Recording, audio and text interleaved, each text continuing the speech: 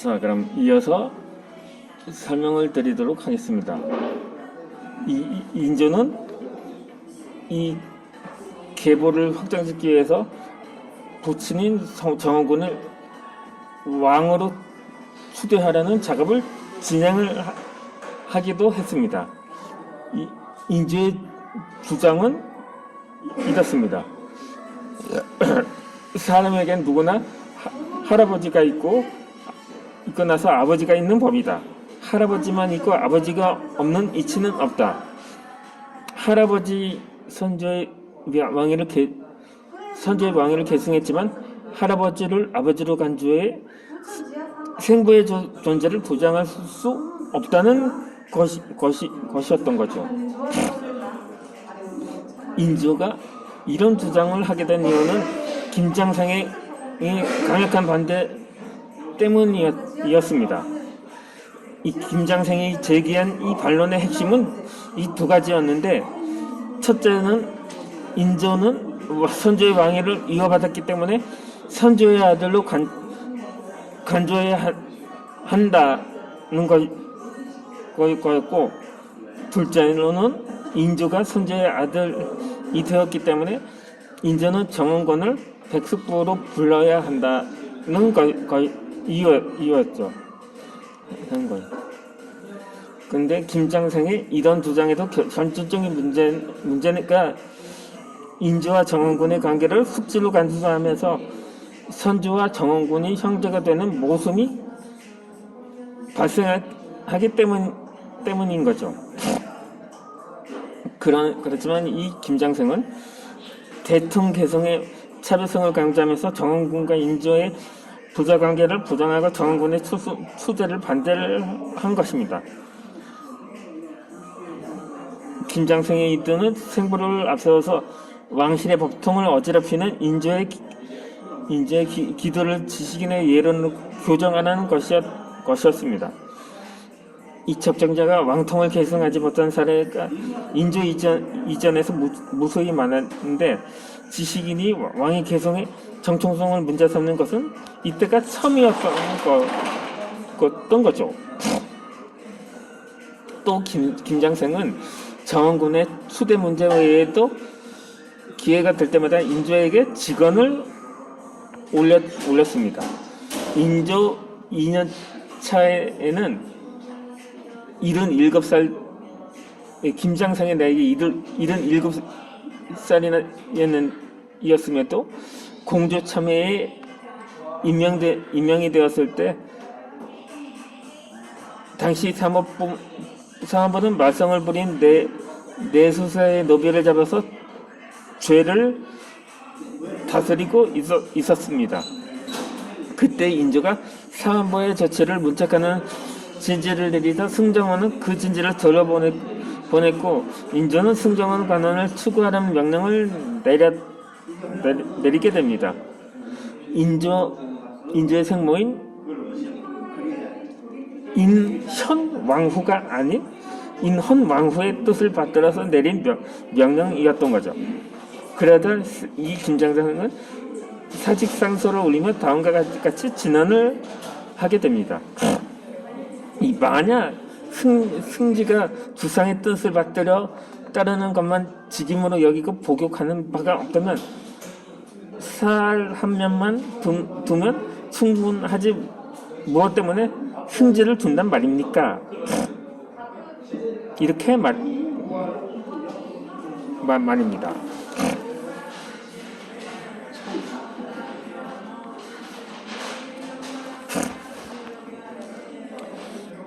그렇게 이 복역은 승정원이 임금의 명이 부당하다고 여겨서 제거를 요청하면서 되돌려 보내는 것이고, 이 사할은 임금의 명을 전달하는 일을 맡은 액장서 소속 정유품의 잡직 관원입니다. 이 사견을 앞세운 임금의 부당한 명령을 신란하는 원로 지식이나 통론한 일침이었던 거죠.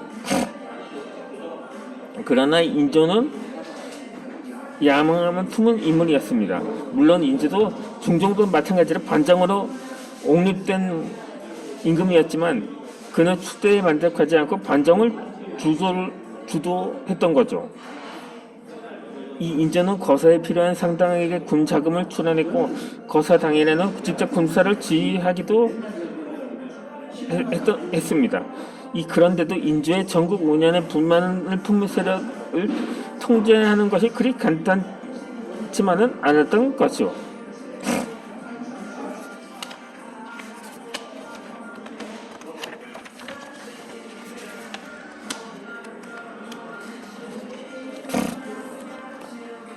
이 반정에 성공한 지 1년이 채 못돼서 이등 공신인 이괄이 논군 행성의 불만을 통고 이 반란을 일으킨 것이 그 예였던 거죠. 따라서 인조로는 반대 세력을 적절히 제압할 수 있는 왕권 강화가 절실을 했던 것입니다. 그리고 결국 즉위 직후부터 아버지인 정원군을 원종으로 추대하는 작업에 착수해 제위 12년 차에는 그 일을 성사시키게 되었던 거죠. 오늘 그 정원 대권으로 불리게 되었지만 말입니다. 어쨌건 간에 이 인조는 원종 투제에 성공해서 정통성을 강화할 수 있었지만 그것은 근황 세력의 지지라는 제약 속에서 가능한 것이었습니다. 당시 근황 세력에는 반정 공신뿐만 아니라 이 박지계와 같은 학자들도 포함되어 있었습니다. 찌개가 아니고 지계입니다. 이 박지계는 인조의 살림 우대 방침에 따라서 김장성과 함께 발탁된 인물이었습니다. 이 원종 투제 논쟁이 시작될 때부터 김장성과 박지계는 각각 사안부 장관과 지평을 맡아 논의에 참여하고 있었습니다. 이 박지계는 근황 세력에 가담해서 투대론의 이론적 근거를 제시했지만 김장성은 반정 공신들과 거리를 두고자 했던 것입니다. 그래서 그는 반정 초기에 김유, 이귀, 최명길, 장유 등의 주도 세력에게 다음과 같은 경계의 말을 담은 편지를 보내게 됩니다. 전국 공신의 새 대장이 하던 짓을 답습하지 말아야 한다. 이 중종 반정의 주역이었던 박원종, 성희안, 류순정이 사욕에 빠져 일생을 마쳤던 선례를 반면교사로 삼아야 한다는 뜻이었던 거죠. 김장생이 보기에 인조대의 정치는 성공적이지 못했던 것입니다. 이 송시열은 인조의 전국 운영에 대한 김장생의 평가를 다음과 같이 기록해 두었습니다. 인조 반정 초기는 무언가 큰 일을 할 만한 기회였다. 그러나 반정에 참여한 사람들은 자신의 부귀에만 뜻을 두었고 이괄의 변과 호란의 변을 만나 인심이 크게 무너져 어지러웠다.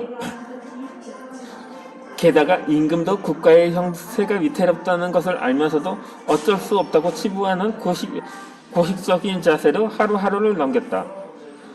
1627년 정미호란 때 김장생은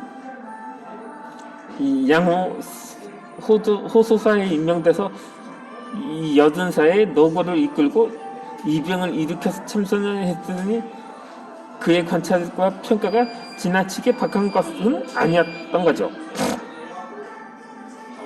또 김장생은 스라에 9명의 아들과 5명의 딸을 두었고 84살을 일기로 생을 마치게 됩니다.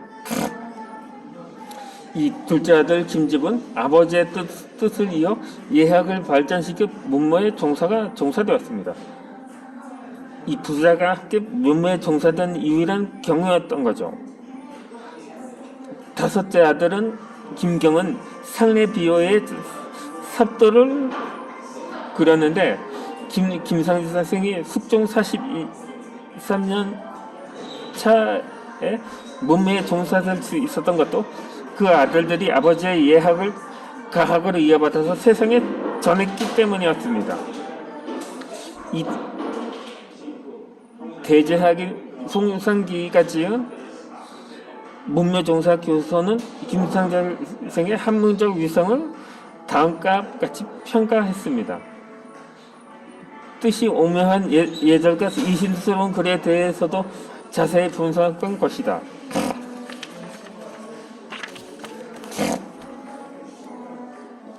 지중해 상례와 변례에 대해서도 뭔 논설을 절충하지 않은 것이 없었으니 크고 작고 높고 낮은 사람들이 모두 깊은 은혜를 입었다. 일세의 태산과 북두처럼 뛰어났으며 어두운 거리에 해협별처럼 밝았다고 그렇게 숙종실록을 통해 남기게 됩니다.